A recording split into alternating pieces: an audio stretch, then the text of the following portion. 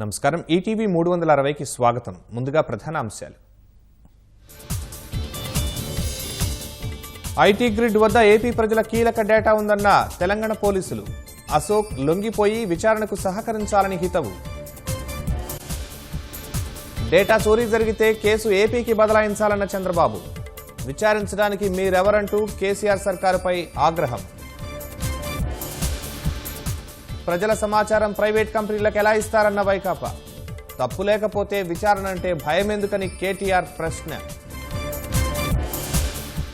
Smart city దిశగా తిరుపతి అడుగులు. 1368 కోట్ల పనులకు సీఎం శంకుస్థాపన.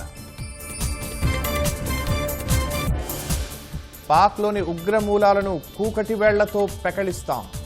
విమర్శించే ముందు ప్రతిపక్షాలు ఆలోచించాలన్న మోదీ.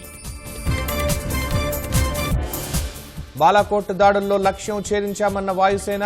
మృతుల సంఖ్య ప్రభుత్వమే చెప్పాలని వ్యాఖ్య.